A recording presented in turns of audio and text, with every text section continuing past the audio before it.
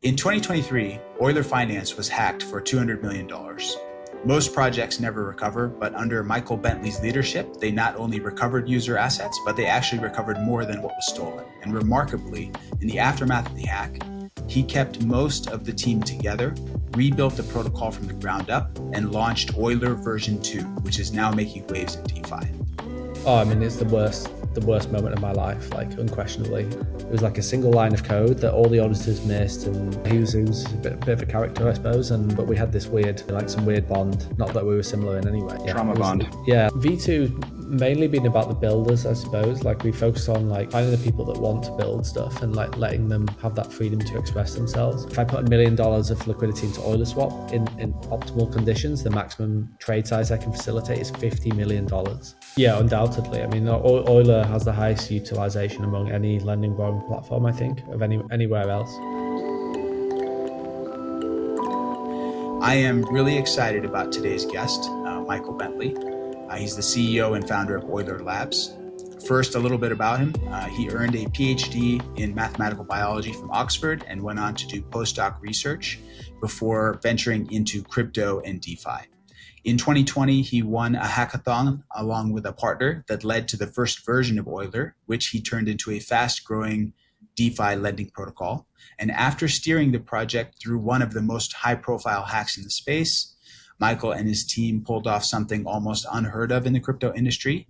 They rebuilt it from the ground up and came back stronger, launching Euler V2 last year, and has a completely new architecture that's not only survived in its first year, but is thriving.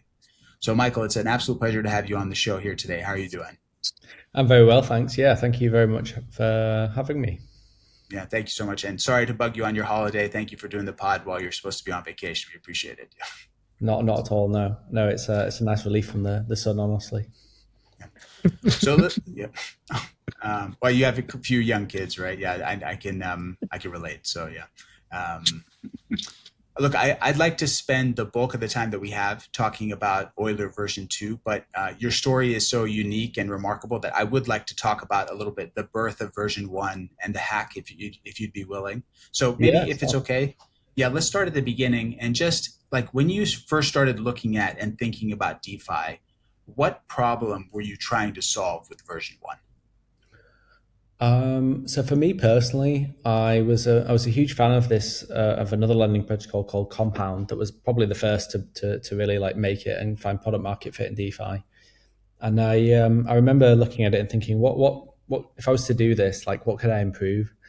And they had at the time they had just a handful of markets, and it was a governed protocol. So they had active risk managers, and they're still figuring all that sort of stuff out. Like how would they do governance? You know, would it be decentralized or led by a risk management partner and so on? But one of the things that struck me was that there was these interest rate models linked to each asset that would help set the rate of interest paid by the borrowers.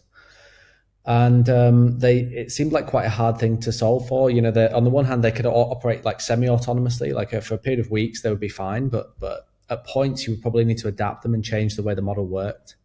And one of the things I thought was, could you just like figure this out? Like maybe have the interest rate model, like have nobody in charge of like adapting the way the model works and make it fully autonomous and decentralized. So that's what really like hooked me, honestly, was that question.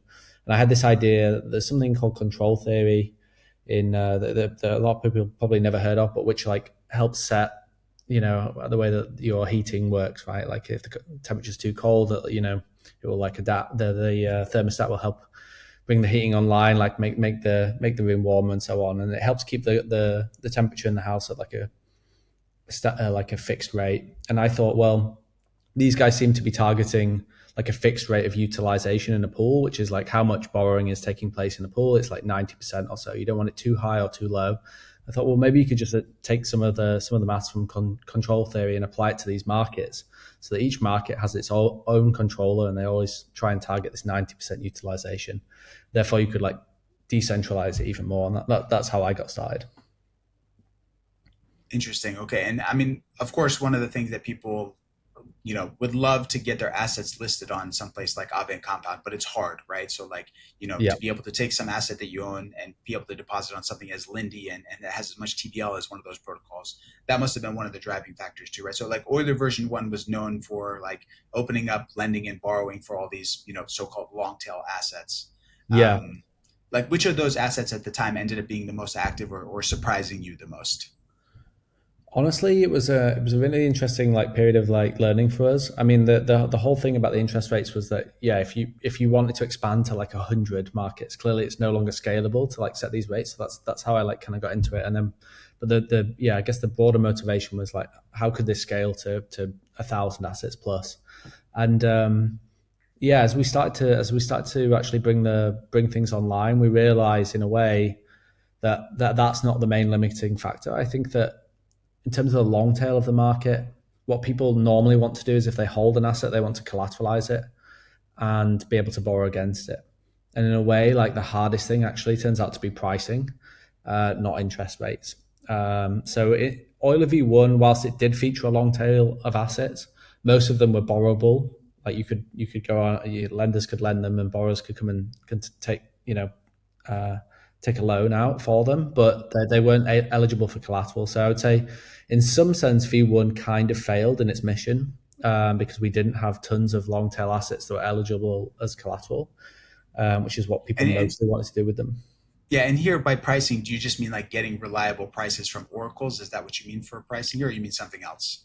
No, I mean reliable pricing from oracles. I mean, we had this idea that we would use EulerSwap as an oracle. So EulerSwap V2, which was one of my favorite protocols of the time, actually provided an oracle for people. And what they would do is like rather than take the current price right now, you'd take the time weighted average price of an asset over some period in the past, and you'd say that's how we're going to value this asset, right? And the nice thing about that is that it's fairly robust against manipulation. It's quite expensive if you want to like manipulate the price of an asset over half an hour even. You're going to try and either like elevate its price or depreciate its price, and you're going to be arbitraged against all the other markets out there, and people are going to be like, holy, let's get this let's sell this asset. It's like overvalued and so on. So it's really hard to manipulate it. But even if you can do that, like you're always in a lending protocol sense, you're always trying to you're trying to fix one price for an asset, right? You're trying to say like this is its price. But as most people know that have ever traded like really like long tail assets, they don't have one price. If you've got 10% of the supply, like the price is very different for you compared to somebody that's just got like a fraction of percent of the supply. So there's a marginal price, but then there's a price relative to how much of the asset you actually own, and like slippage and everything else. And so it turns out to be very difficult to price assets that are on the long tail that don't have massive volumes and liquidity and so on. And that was probably the biggest limiting factor for the success of bringing long tail lending and borrowing to the market, honestly. Gotcha. And despite those limiting factors, as you call it, like Euler's version 1 still enjoyed a decent amount of success, had quite a bit of assets before the hack happened, right? And I remember that the hack happened roughly around the same time as the Circle DPEG and the Silicon Valley Bank debacle, right? Roughly around the same time. Yeah. So if you just on the human side of it, like when I don't want to dredge up bad memories, but it is kind of fascinating to talk about. What was that like when you initially heard about the hack? How was that? Oh, I mean, it's the worst moment of my life, like unquestionably. I mean, I think for me it was like very, very difficult time, especially because of the birth of my son, like just a few days before. So my son had been born at home. We had a home birth that was on like midnight of the Thursday.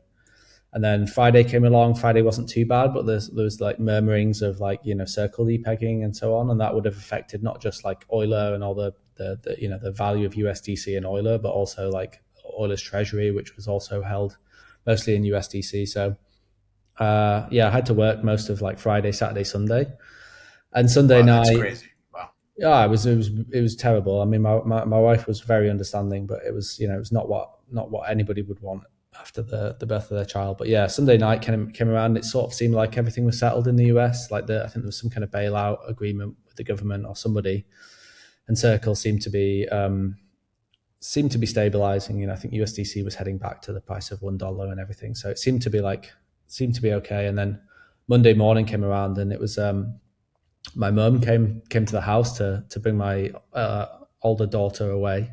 So she was about 3 at the time, and she was going to take her out for the day and look after her, whilst me and my wife got to spend some time with our newborn. And I just heard the alarm going off upstairs, and I thought, that's never good, but it's probably something to do with Circle. It'll be the USDC, like, you know, is kind of depegging again, or there's something. I just assumed it would be that, in which case, obviously it would have been bad, but it would have been, you know, not our fault, nothing to do with us. Like, you know, it was sort of manageable. So I came upstairs and just saw on online that was just everything was happening. You know, there was just all these messages flooding in saying something's happening on Euler. The protocol's being drained, et cetera, and it was absolutely horrific moment.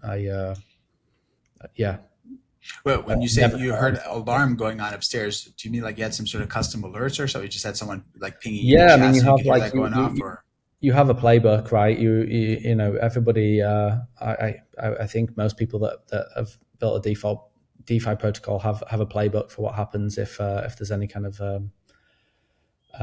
issue. And I had alerts going off, but also like just a lot of messages coming in as well. And the playbook is usually about like what to do, how to message, and everything. And honestly, when you sort of develop it with a really sober head, and you know, it's like, oh yeah, then we would do this, and it's, you know, but when it actually hits, it's very, very hard to focus. Like your head is kind of immediately put in a strange place, and it's very, very hard to think, oh, we're just going to follow this exact playbook, and loads of it just doesn't make sense in the moment. You're just like this. How would this even make sense right now? You know,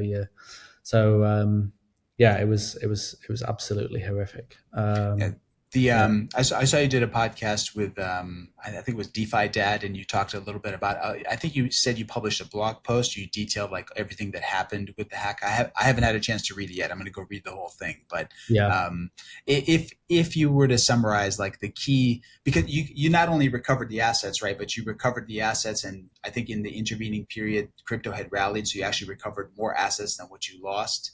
Right, yeah, which is kind of a remarkable thing. But like if you had to say the key steps to you interacting with a hacker and convincing him to return the funds, a few key things about how you were able to, or you know, a bunch of you were able to convince him to do that. Well, how did that happen? Wow, yeah, it was a very. Firstly, there was like several. There's quite. I can't even remember how many days it was, but there's quite a few days before we were able to like identify or like figure out who the person was and like establish lines of communication and all that stuff. So that probably took quite a while, maybe like a week or so. And then once we had established lines of communication, which were like partially on chain through messages, and then partially eventually like mostly off chain. Then it was very strange. Like he was a young man, and I think probably quite far out of his depth in terms of what just happened. It was ended up being quite personal. Honestly, it was like fairly back and forth, like quite personal conversations that we had. There was one point where I thought I was like having a heart attack, honestly. So I went to A&E. I was like, I'm gonna need to get seen. And whilst I was in A&E, getting tested and everything, like there was new messages started coming in from him. So I was like literally sat in a waiting room in A&E thinking I was having a heart attack, and he was messaging me, and then like I ended up getting moved to this bed to have like the things stuck on you to test your heart, and like somebody else in a bed like a few rows down like started having a proper heart attack. So then all the alarms came off, and we moved out of the room, and then I was moved back out, and then like, but right in that moment, he was also like himself in a really stressful. He was like finding it very stressful, honestly, by the sounds of it. And so we had this weird kind of relationship, I suppose, where we would chat. You know, obviously every single message we didn't. It wasn't just me like freestyling him, like, you know, messaging back. It was mostly discussed between me and my co-founder and other, like a couple of other people at Euler, and then like some lawyers and things. So it was like very, very carefully constructed whenever we were talking. But these messages that between me and him would go on for days, and they'd come back. Sometimes he wouldn't respond for like 48 hours, and I think he's blown it off. Like he's just not interested anymore. Other times he would respond very quickly. It was very unpredictable, honestly, and that was the hardest thing, was the massive amounts of uncertainty. He was a bit of a character, I suppose, and but we had this in a weird way, like some weird bond. Not that we were similar in any way, but we were. Trauma bond. Yeah, that's right. Yeah, he was just wanted a way out. I think ultimately, like, it was like, felt like, oh shit, I've done something and I don't know what to do now. And like it was. Where was he from? I don't really want to like share details about him personally, if you know what I mean. Like, of course. I mean, I wouldn't ask for his name, but I was curious if he was like. It's public knowledge. Honestly, if you want to do some googling, you probably find out who he is. Right. I mean, he talked about it openly after he'd done it. I mean, after he'd returned the funds, he then came back and even spoke to people in the media and started announcing who he was and why he did it and telling his side of the story. And there's plenty of information out there about him, but you can preserve his privacy, sure. Let me ask one more question about the hack, and then we'll move on to version 2, which is, was it like all in one transaction that all the funds came back, or like how did it feel? Like the funds came back, right? Was it like an immediate sense of relief, or like there was still a ton of work to do? What was your mindset when that happened? No.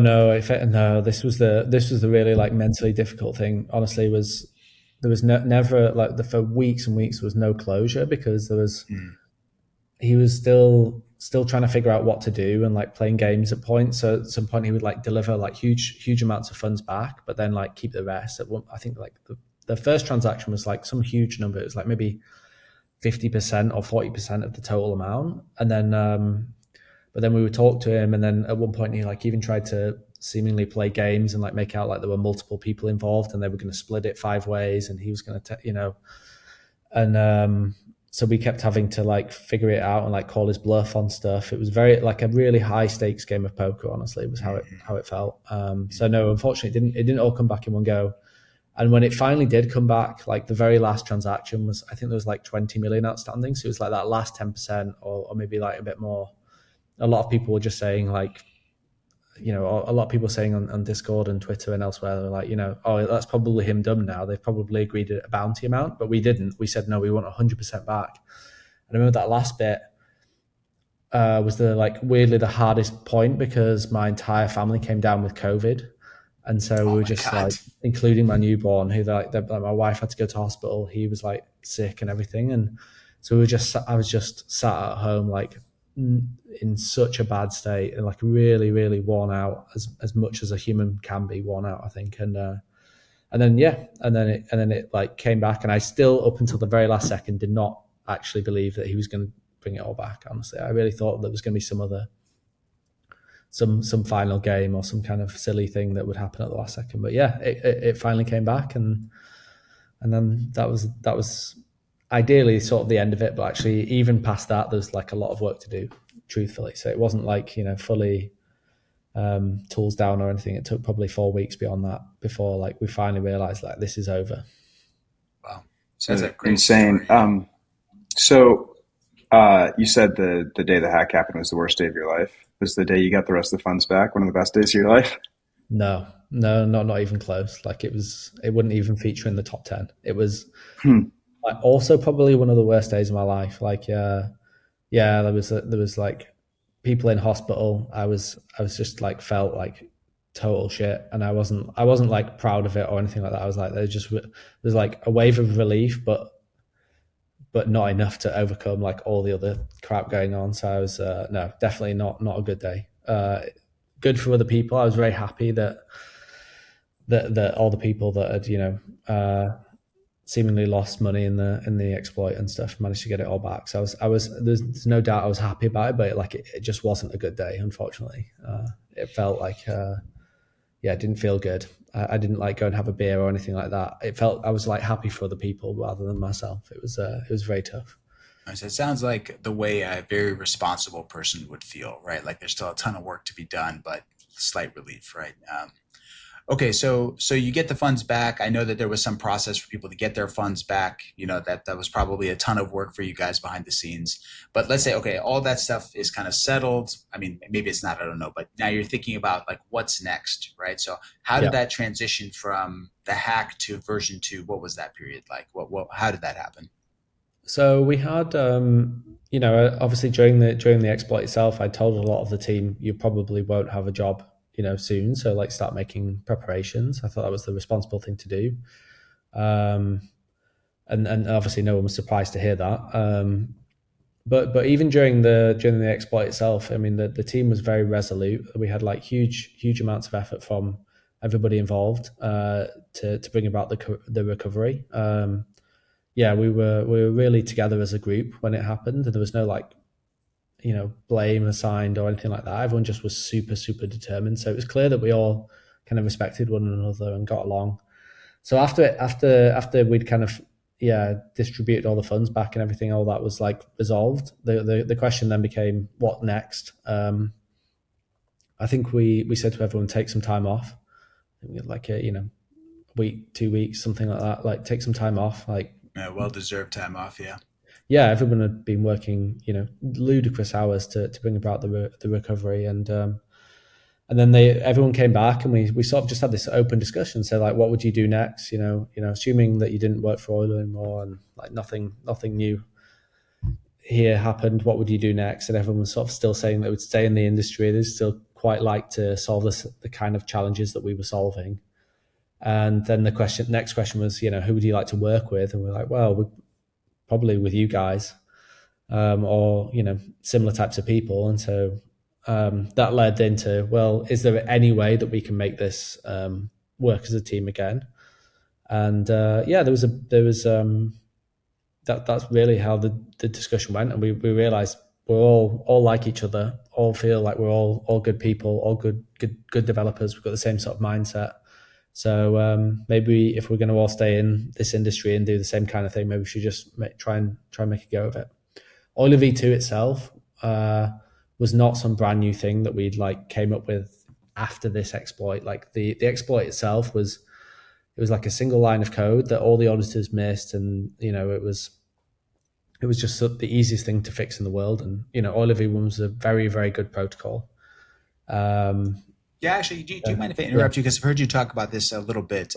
Because you took an existing, because I've heard you talk like there was a bug bounty, a guy found a bug, you guys went to go fix this bug. The bug you fixed actually was like an exploit that could have it never amounted to any loss of funds, but it could have lost a small amount of funds. That's right. You went and you fixed that original bug, but that fix, unfortunately, created a vulnerability that other gentleman later exploited, right? So like this whole process, when you think about that, right?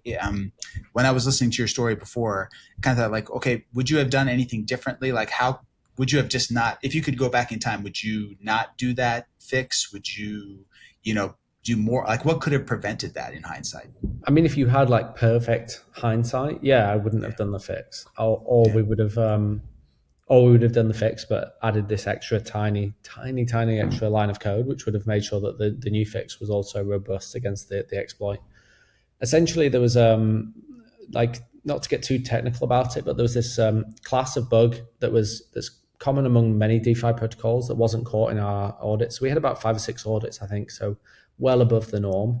That tiny little upgrade had 5 or 6 audits, and it still had the vulnerability. No. This is the thing, right? So the V1 protocol had 5 or 6 audits, and this bug that we discovered in that was missed by those audits was this first depositor bug. And the idea was that the first depositor into a pool could maybe be front run and have that deposit stolen from them. Why? The answer is kind of technical, but it was basically that there was an exchange rate that was missing for the very first deposit. So once someone's deposited, at that point, like an exchange rate exists and everything's fine. But before that exchange rate exists, essentially someone could use that missing exchange rate to go and steal that first deposit and kind of front run it, and then that would be it. So yeah, definitely a loss of funds, and therefore classified by most like schemers as like a bug that's like high on the list of like threats and severity and everything. And And it was quite common. Like it was actually a common bug that was present in a bunch of different DeFi protocols around that time. So we weren't alone in that, and that's possibly why the auditors missed it. On that, is that the specific bug that's in Compound that all the Compound forks, or like dozens of Compound forks, were hit with? Maybe, yeah. It sounds familiar. I think that might be right. I think it might be the one that was shared by Compound V2 possibly, or Compound V1. Yeah, it was. Yeah, so Compound was really heavily forked, and Compound had the bug, but it never hit them because they never had anyone exploit it, right? Like when there was an empty market. Yeah. But then all these Compound forks like Rari and others, then they all got hit by that bug. It's like, I think that's maybe the most common exploit in all of DeFi was this kind of Compound bug that just like, naive Compound forks all got hit with basically. Yeah, exactly. I mean, it was very, I remember at the time, like when we got the bug bounty, it was like just this brand new bug that was like suddenly being discovered in lots of protocols.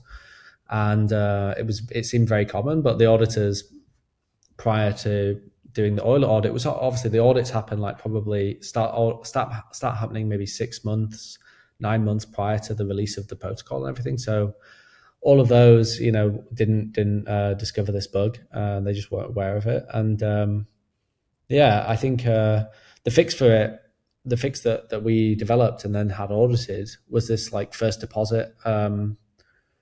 We called it donate to reserves. We said, well, why doesn't the first depositor just donate a tiny little bit of their deposit to the reserves? And we're talking like a few way or something, right? Like basically nothing that they'll ever notice, but something that would like initiate this exchange rate and then allow the first deposit to be depositing into a pool in which there's already an exchange rate. So all would be good.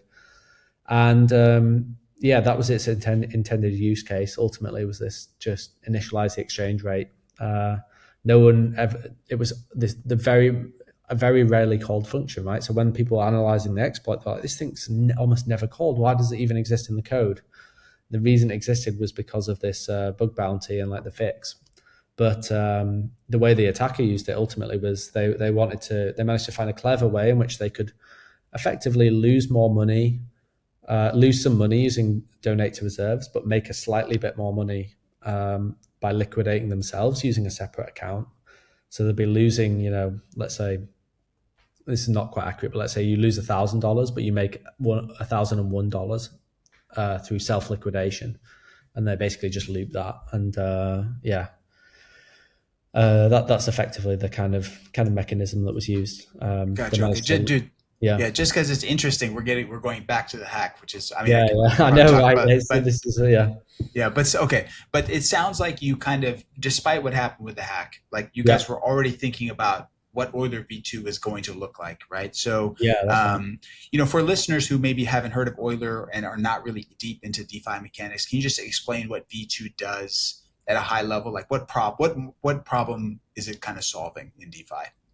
Yeah, so with V1 and a lot of earlier lending protocols, there were specific products, and most of them I would say were what people these days call like monolithic lending protocols. So there's effectively like every asset kind of goes into one big like group or market or pool or whatever you want to call it, and people lend and borrow within that pool, and that pool generates exchange rates and things, and degrees of borrowing and everything that you either like or you dislike. You either go, well, that's kind of like, I'm happy with that level of risk, or I'm not. If you look at Aave today, right, you go in and you say, okay, yeah, Aave pays me 5% on USDC, but like what risk am I exposed to? If you want more on your USDC, or you don't like the like collateral exposure you've got, like tough luck, right? Don't use that particular instance of Aave, use something else. And then there were all these other like new kind of issues that were coming up. There was like all sorts of different types of markets that were coming online, like real world asset markets and so on, where you maybe needed like permissioned or semi-permissioned markets and things. So all sorts of stuff that just aren't catered for by this monolithic design, which honestly, in my opinion, was just like worked extremely well and helped find product market fit in the early days of DeFi, when most of all you wanted to not fragment liquidity. That was like the thing everyone was scared of, was like, if we fragment liquidity too much, then it won't be useful, because there's not that much liquidity to start with. So, the worst thing you can do is fragment it. But we recognize that obviously things were already changing, and we needed to accommodate different risk reward appetites out there, and provide markets for people maybe that wanted like higher interest rates and higher risk, or lower interest rates and lower risk, and real world asset markets, or whatever. But there was lots of different desires for different types of credit based product. So we thought, why, if we look at all the DeFi protocols out there, can we abstract all the different properties of them and package them up into like a modular kit, so that you can then rebuild any lending protocol that exists today using this developers kit? And that's effectively what Euler V2 is. It's for builders at least, or product designers, it's just a kit. There are different modules in the kit, and if you want something that's more like Aave, you build something like that using the kit. If you want something that's more like Morpho with all of its isolated markets and isolated pools, you can build something like that. There's ways to build Compound or Silo or all the different credit protocols. You can kind of rebuild any of them in your own image with your own parameters, own risk appetites and everything as a builder or product designer today using this Euler kit. And that's effectively what V2 is. Got it. Okay. And so this is like in an oversimplified way of thinking about what Euler V2 is. I kind of think, okay, you could take something like an Aave or a Compound, which most people know. And, if you wanted to, for example, like let's say I'm long some random meme coin and I want to be able to deposit it as collateral somewhere and take out stablecoin loans, right? I can't do that on Compound. So, yeah. Okay, let's fork Compound or Aave and build the exact same thing, but I'm going to list my meme coin as collateral. And then let's try to attract liquidity to this thing. And I can, everyone's trying to do some version of this with different customizations. But as you say, that like fragments liquidity, right? But with Euler, it sounds like there's some way for these things to talk to each other and use each other as collateral, right? So could you talk a little bit about that? I don't understand it in like the most simple example. So I don't exactly see how a vault is being used as collateral and not experiencing like a worst case, Yeah, sure. I mean, it's not like the collaterals are always shared ultimately.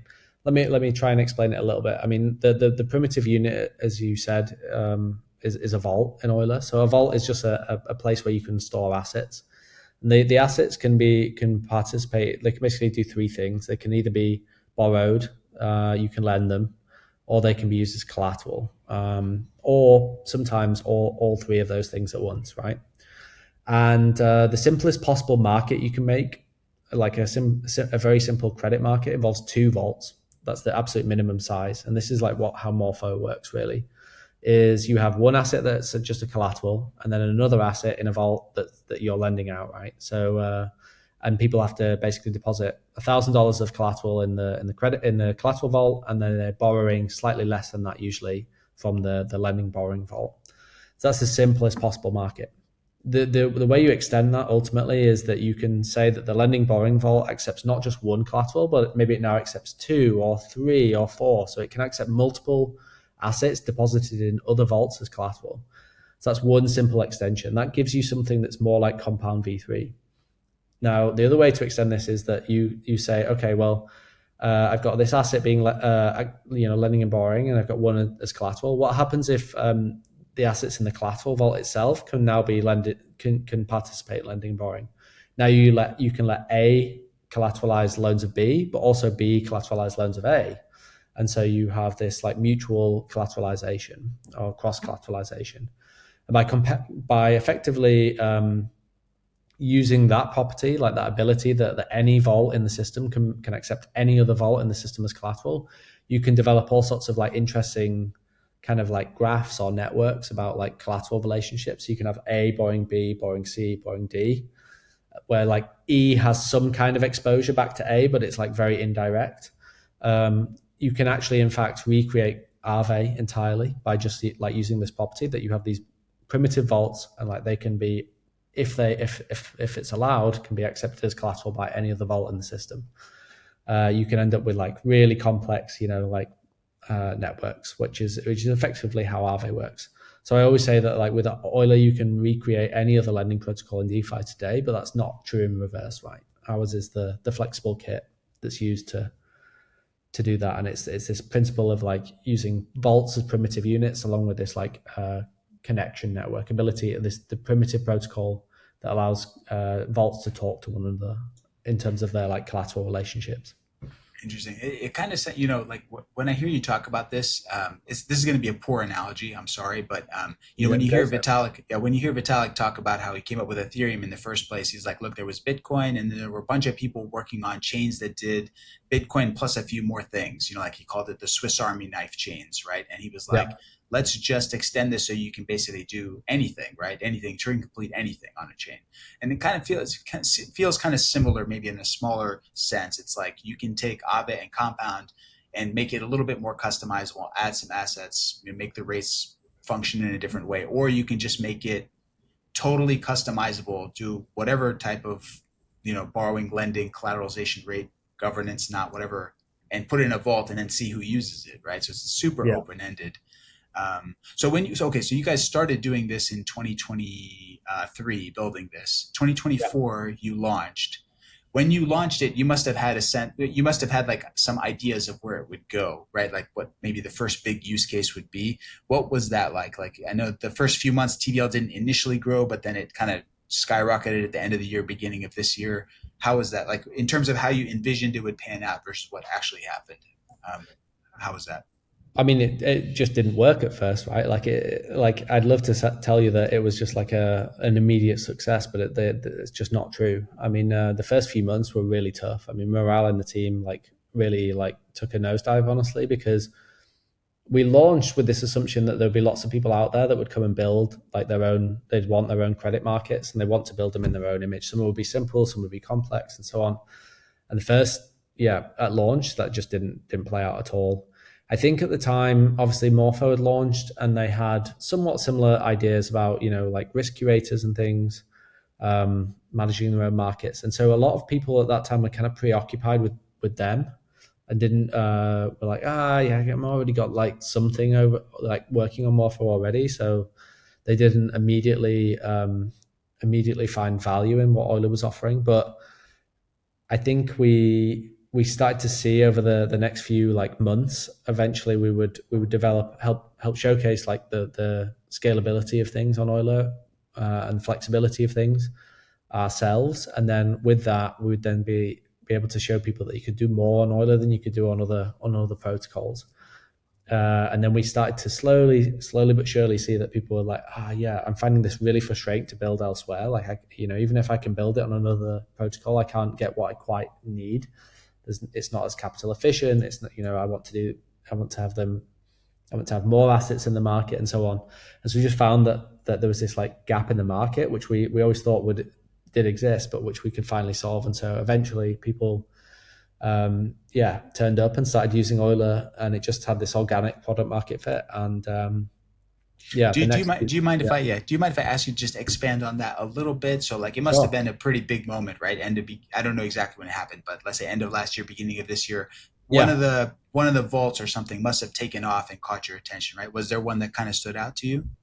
I think there was there was. I mean, it was there were a few bits and pieces going on, so it wasn't entirely these guys, honestly, but there's a like I suppose like a smaller risk curator. They weren't as big a brand name, but like called Apostro, and they were working with a newer product called Resolve, and Resolve is kind of like an Athena competitor, sort of offering similar way to earn yield by trading the basis and everything. And Apostro plus Resolve, suddenly like they didn't have this huge market on Morpho. If they did, like it was too fragmented, I guess, for what people were trying to do. And so they created market in Euler, and it just like got this huge product market fit immediately. I mean, we had so little influence in this. Like I didn't personally know too much about Resolve, like who they were, what they were building. Apostro were very new to the scene at that time. And it really took off. And I think that alone grew to like $100 million market. And it scaled back over time. Like, I mean, there's the, direction, the winds change, etc. Like kind of, it's not one of our biggest markets today, but early on it was huge. It was absolutely huge. And it's not like we had to pay like huge incentives to get it going or anything like that. It was just purely organic like growth. So I think that was like one sign. And then after that, people started kind of trying to replicate that model and find that same like level of organic product market fit with other assets. Cool. I can jump in here with a question if you want, Bill. Yeah, go ahead. Yeah. So think of everything that's happening in DeFi, and there's a bunch of tokens, but there's really like a couple of verticals that really are working. So you have DEXs, lending markets, platforms, and like yield trading markets like Pendle or Spectra. And with EulerSwap, it seems like you're really merging two of those verticals in a way, and I think it's really exciting in terms of like capital efficiency. I get excited with capital efficiency as finance nerds do. So yeah, just wondering if you can talk about like the inspiration for that, and how you think that's going to come to market and so on. Yeah, just for listeners, so Euler version 2 was launched last year, but EulerSwap is a new feature that just launched, I think, like a few months ago or something, right? It was a new integration, yeah. Yeah, that's right. Yeah, it's a DEX that's basically built on top of the lending protocol. I mean, in the past, we've seen the opposite, right? We've seen basically people try to build like lending using DEX tokens. So you try to like use your LP token from Uniswap as collateral, or try to like embed it in the lending protocol so that you could like use the assets for lending and borrowing at the same time. But we kind of went we've come to market the other way. So the lending and borrowing protocol is the primitive, and then on top of that we have the DEX. The solutions we were trying to solve with this ultimately was that when you supply liquidity on a DEX today, it's often used incredibly inefficiently in terms of like capital use. If you put ETH in some kind of LP position, most of the blocks, a lot of blocks, you just won't see any trades. And on the blocks, even on the blocks when you do see a trade, your liquidity might not be arranged or might be only partially needed to satisfy the swap that's being done, right? So the utilization of liquidity in DEXs is just incredibly poor. And that's not the way things work in TradFi, where like liquidity is not just literally sat on an order book, like moving hands. It's like, settled up at the end of the day or the end of the week or whatever. So it's very, very poor use of capital to put it directly onto the order book and just wait for it to be used. The other thing that's plagued DEXs for years is like, I want to use my position in Uniswap as collateral. And people tried this and they just kept getting wrecked, right? Like it's very hard to like price an LP token as collateral. Like you've got like it's an asset whose composition of assets changes like every time depending on trades, and like what oracle would you even use for that? It turns out to be quite a hard thing to build, and so it just hasn't really happened. The nice thing about doing things on Euler is that you can effectively all the assets, like when you build a DEX on top of lending, is that all the assets by default sit in the lending and borrowing protocol. That means if they're being lent out, then that's their primary use case and they earn yield on that. And then if there's anything left over, that they can participate in swaps, and you'll earn additional swap fees on the unutilized capital. So very, very capital efficient way to use liquidity. Also, lending protocol assets that sit in vaults on Euler sometimes are eligible for use as collateral for borrowing from other vaults. Like not always, but sometimes. So if you've got a USDC and ETH in a pair, both of those assets are pretty good collateral and can be used accepted by other vaults in the system as collateral. So now you can borrow against your LP position natively, right? We don't need to build anything special for this. It's just that you have assets, some amount at any one time is like you have some amount of USDC, some amount of ETH. If it's eligible as collateral in Euler, then you can just borrow against the LP position. What's nice about that is that you can then just put the liquidity either back in the LP and like basically create a leveraged LP token where you're providing much deeper liquidity to the market, or you can hedge risk. So you can LP something where one of the assets is quite risky. You then basically borrow against the entire LP position and go and like hedge out that risk. See a lot of popularity with that kind of thing. Sometimes there's just like a massive yield opportunity you want to take advantage of. Like you want to put some assets in the LP and some yield on that. You're prepared to borrow basically against it and pay some rate of USDC because actually you've found some amazing opportunity that's paying like 30% APY on USDC right now. But you can keep the LP going and go, borrow against it and then find, arbitrage the rates elsewhere. So yeah, lots of reasons for wanting to lend and borrow against LP positions, and it all just comes out of the box basically with EulerSwap because it's all built on top of our core primitive, which is our vaults basically. So just to piggyback on JF's, so like I was looking for some good analysis of, how well capital is being utilized across various borrow lend platforms like Aave and Compound and everyone else. I'm sure this is something you probably look pretty closely, like the utilization rate of the collateral, like carry and all these things. Yeah. How do you feel it's panning out so far? Like ETH, USDC, like kind of these sterling assets on mainnet, let's say. Are they experiencing like quite a bit more utilization rate on something like something like your platform versus a compound or an Aave? How's that going? Yeah, undoubtedly. I mean, Euler has the highest utilization among any lending borrowing platform, I think, of anywhere else. Almost to our detriment, really. It's there's just enormous amounts of demand for borrowing, and to like the challenge Euler has now, if the challenge is like scaling the other side of the equation, which is the supply side. Euler generates the highest interest rates typically, for a given collateral, and has So the highest supply demand side for borrowing. meaning lenders into vaults. That's the bottleneck right now. Is that what you're saying?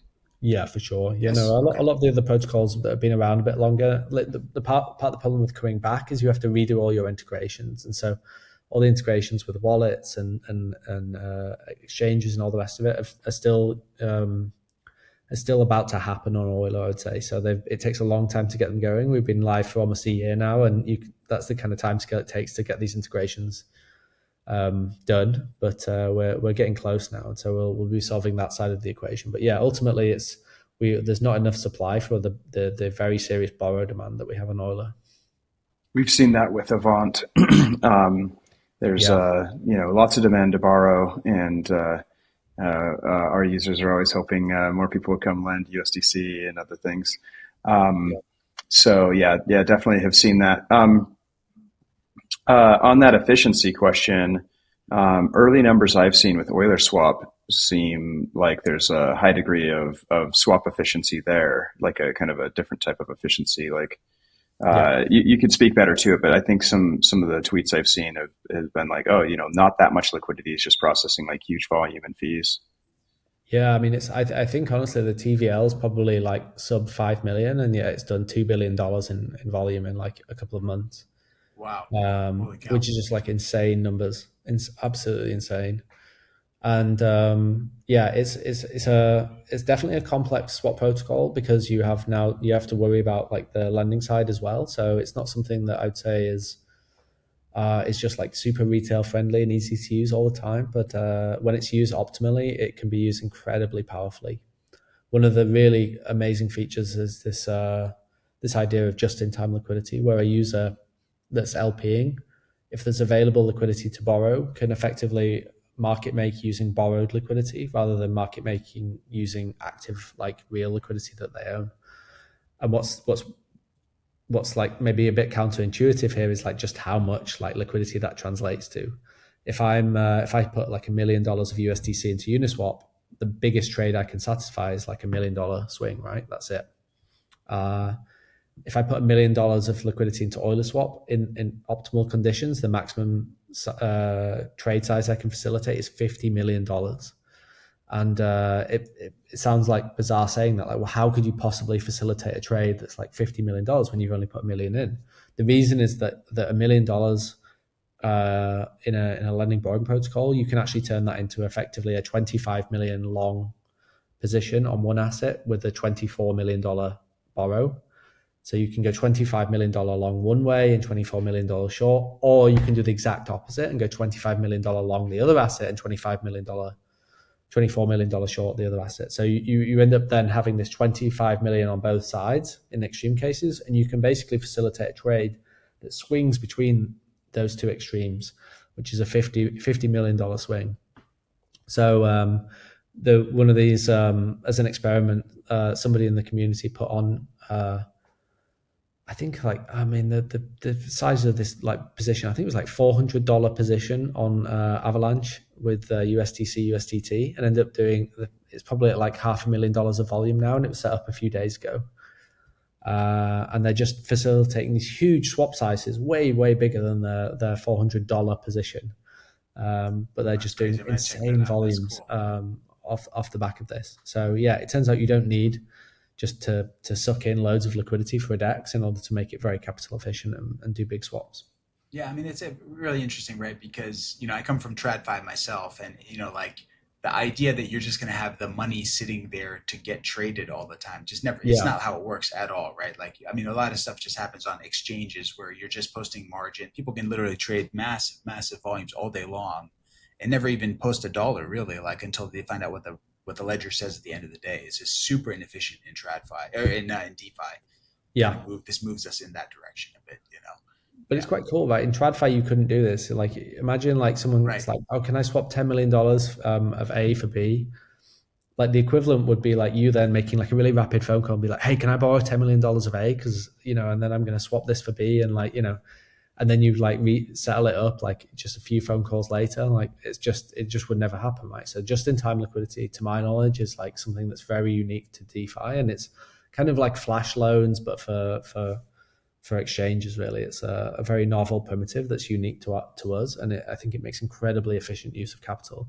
But it is like fairly complex too, and it's something that's not necessarily like a super like passive retail friendly product. I think this is something like sophisticated market makers are gonna find a lot of joy with over time.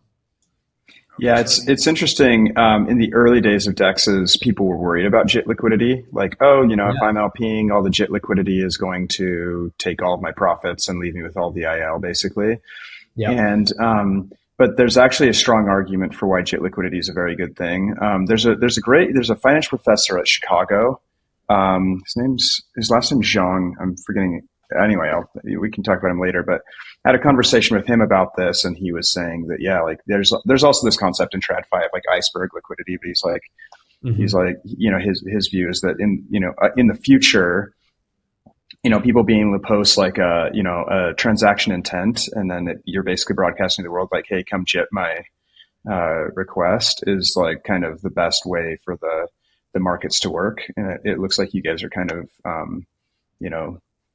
doing that essentially. Yeah, I mean, it has a lot of cool use cases, like beyond like the early ones we're talking about now. Like you can use it as an instant redemption like facility for RWAs as well. If you have, like some of these assets, RWAs don't have like deep DEX liquidity on Uniswap or Curve or wherever else. But if you have a lending and borrowing protocol that accommodates the real world assets, let's say you've got BIDL as collateral borrowing like permissionless USDC. How do you swap BIDL for USDC? Well, there might not be BIDL USDC liquidity in Uniswap because it's permissioned, right? You probably need to use the redemption facility provided, by BlackRock or whoever, Securitize, whoever's managing that facility.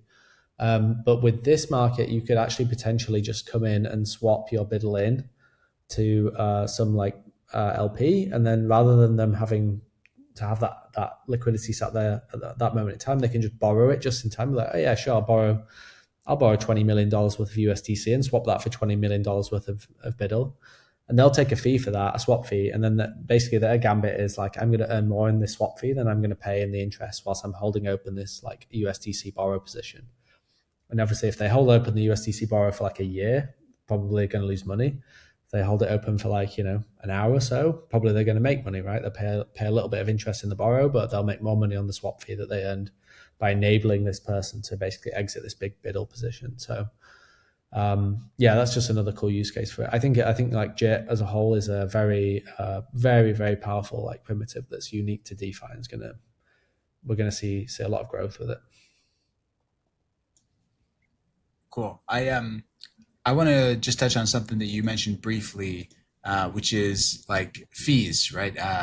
Fees for Euler. So I'm just going to share a screen here for a second. There's a bunch of really cool information here, but it seems like at least fees for Euler, the protocol, kind of are looking pretty nice up and to the right. Can you talk a little bit about how Euler makes money? Like what part of it is is there any take rate anywhere? Like, how does that happen? How does Euler protocol make money? Yeah, so the borrowers pay an interest rate. Let's say it's 6% on some given market, and the Euler protocol takes a share of that interest that's paid by borrowers. So it takes a share of the borrower interest. How much we take depends on what the market is. If it's a curated market, then usually 10% of the borrower interest paid is paid, and half of that goes to the protocol and half of it goes back to the curator. So we have this like fee share model. If it's a not curated market, if it's just like a permissionless market, or it's something that Euler DAO is like in charge of, then the entire of that 10% would go back to the DAO. Sometimes the fees are set to zero. So on a lot of the DAO governed markets, we just have fees set to zero.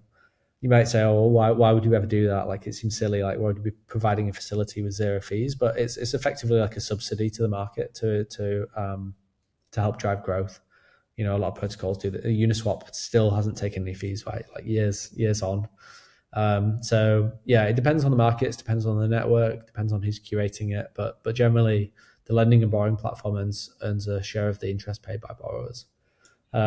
We do this cool thing that I'll just quickly mention, which is what do you do with that interest? Like, what do you do with that fee once you've earned it?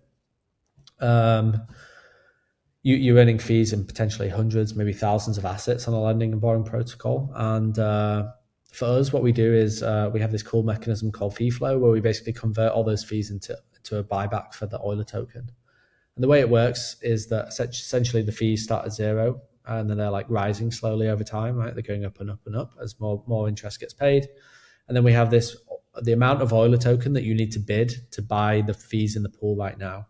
And that starts high and that falls over time, and it's falling. And so you have these two processes going, and at some point, the amount of Euler token that you need to bid to like win the auction for these fees is below the value of the fees themselves. At that point, it becomes profitable for someone to just come in, grab all the fees in return for some Euler tokens. And what usually happens actually is that this is like captured by MEV bots or like searchers or whatever else. So in actual fact, they end up first buying, $15,000 worth of Euler token from the market, then using those $15,000 worth of Euler token to buy or acquire like $15,400 worth of like fees from the protocol. And so it's effectively like a buyback system for Euler, but the nice thing about it is it's completely autonomous. It runs every week or two with zero intervention from anyone from the team or anything else. And it's just utility for the Euler token, essentially. It's just like a buyback system. But it means it works. Euler's able to like turn all those fees gathered into more Euler tokens and buybacks over time. Yeah, the thing I like about that one I've noticed, so I like what EtherFi is doing as well, where they just take revenues from their system and they just buy back their Gov token. This is the same thing, but you're like letting the community do the buyback instead of you just doing it as a centralized team. It's a really cool mechanism. I think you're the only ones doing it that I know of. Yeah, the thing with buybacks is we've seen people do it before, but it's kind of hard to execute sometimes. Like, you can get front run and all these other things. Like it can be, you can get accused of like buying back yourself and all the rest of it. Here, it's just like autonomous. No one has any clue when the auction's going to settle. You can settle it early if you want, and basically, effectively pay less in Euler tokens, more in Euler tokens than you're getting from the fee. Completely open, permissionless system. It's very, very hard to manipulate it or have any accusation that anything wrong is happening with the auction, that shouldn't be. So it's a really, really nice system. I think very, very powerful. But that's what happens. Yeah. That's how I'm going to go check out one of those auctions as they happen. That'd be kind of fun to watch. Okay. Listen, I have two more questions, and I will let you get back to your holiday. Okay. 2 questions. So the first one is, look, a lot of the people that you're describing that interact with Euler, they're like DeFi power users in some sense. They're like, risk curators, or, maybe someone who's trying to build a protocol, or a DeFi user who's just very comfortable with like trying to decipher what vault they want to put their money in, et cetera. I'm sure there's also some that are vaults that are a bit more hands off as well. But, for you, that presents an interesting dilemma as in terms of go to market, right? Like, who is it that you focus on? Like the average DeFi user, some guy who's how do you think about that? Like, is there a certain group that you're targeting? How is that shaped up in the first year of V2? V2's mainly been about the builders, I suppose. Like, we focus on like finding the people that want to build stuff and like letting them have that freedom to express themselves and supporting them to build whatever it is they want. The nice thing about that is that they're able to go out and actually build stuff that I would have never thought to have built in the first place. And so they're connecting with their communities and the things they're interested in, which might not be anything to do with the things that I'm personally interested in. I have a fairly limited like view of the market, truthfully, these days. Like, it's a huge market out there, ever growing, right? All sorts of new assets onboarding all the time, and we don't need to know all about them. So that's been the nice thing about welcoming all these like new curators and this kind of new role in DeFi to the market, is just like other people build what they want to build. their image and onboarding their users. I think as we discussed or like touched on briefly, like the supply side on Euler is like being somewhat limited. So we're now moving towards a model where we focus on addressing that issue and trying to find ways to help people that don't need to know about all this complexity and worry about like JIT liquidity and EulerSwap and leverage this, that, all the rest of it. There's plenty of people out there that just want to earn like a solid solid interest rate and let somebody else kind of worry about all the details. And for that, we've got this new product coming called Euler Earn, which is effectively like a set of vaults where they just hold USDC, and that USDC gets allocated to them by the curators into different lower level markets so that they can optimize their risk adjusted return, and the users, the lenders themselves, can focus mainly just on like depositing there and withdrawing there, and that's all they need to worry about. They don't need to go and like digging through all the fine details of all the lower level markets. They kind of pay a performance fee in return to allow somebody else to handle all that like complexity for them. Very cool. Okay, so version 2 launched last year. EulerSwap launched a few months ago. Euler Earn is coming, at some point. You look out, 6 months to a year, 2 years for Euler. I'm sure you're probably also thinking about that, right? Where do you envision or want Euler to be? Like I said, let's say in 12 to 24 months time. I think the market's changing, and like I want Euler to be like continually focus on like institutionalization of the market. Honestly, I think there's like huge opportunities there. We've spoken as a team to like institutions for many years, and the answer you always used to get would be like, this is cool, but there's no way we can do this. And that mindset has just changed dramatically over the last few months. Honestly, it's been dramatic. So I want to welcome more and more institutions into Euler and focus on growth in that area. I think EulerSwap is incredibly capital efficient and could possibly become like a leading decentralized exchange within a few months, honestly. So we need to focus on distribution there and like help onboard market makers and people who can like use it to its full power.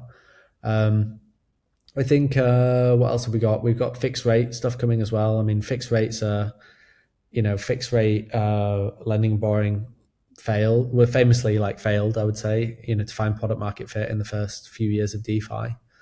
And slowly but surely that's changing, partly because of the institutions, but partly just because of the composition of different assets that we have on in the world today. Got like Avant here, like the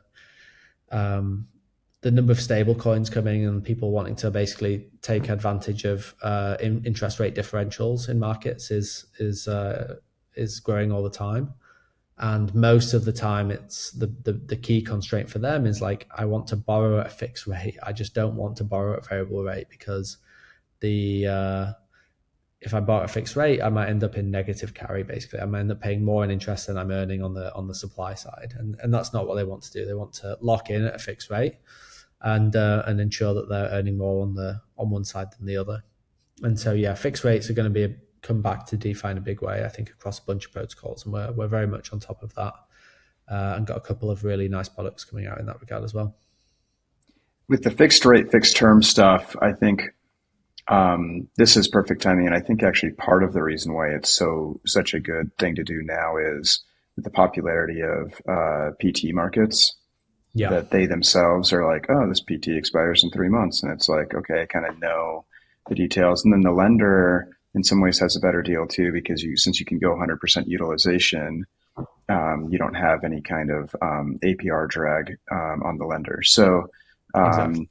I think if Pendle and others like Spectra hadn't blown up so much in the last few years, maybe it wouldn't be as interesting to people. But I feel like everyone who plays in PTs, which is everyone, likes the idea of being able to just like match up their lend and their borrow terms. Yeah, they want to use PT tokens as collateral and then borrow something else at like a predictable rate. Right now, that something doesn't really exist, right? Like the one side is fixed, the other side is kind of super variable, and I think we definitely need to solve that. And as you say, there's like huge benefits there. Like if you can borrow without having to have this like most variable rates leave aside 10% of the market at least in order, they leave that like capital idle so that they can allow the lenders an exit. If you close off that and say, oh, well, the lenders are going to like charge a higher premium in order to like close that off, the borrowers are going to be prepared to pay a premium because they're going to be borrowing rather than borrowing at this variable rate. If you actually look at the distribution of like where people borrow and like what rates they're happy with, they're actually kind of happy to borrow up to 15% more than the like target variable rate, it seems.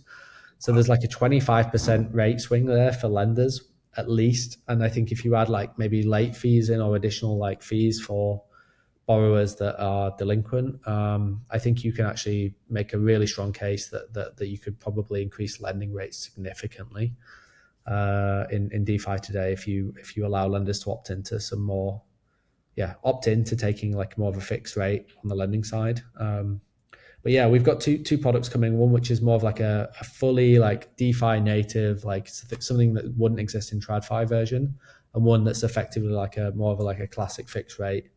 That works on top of the variable rate. So we've got one very unique product coming, which is quite a simple like thing, but very cool, I think, way of like a completely different interpretation of like what fixed rates could be on Euler coming in the next few weeks. And then we've got more of a classic fixed rate product coming as well. But yeah, we'll see how both of those go. I think there's lots more to come on the Euler protocol in terms of innovation.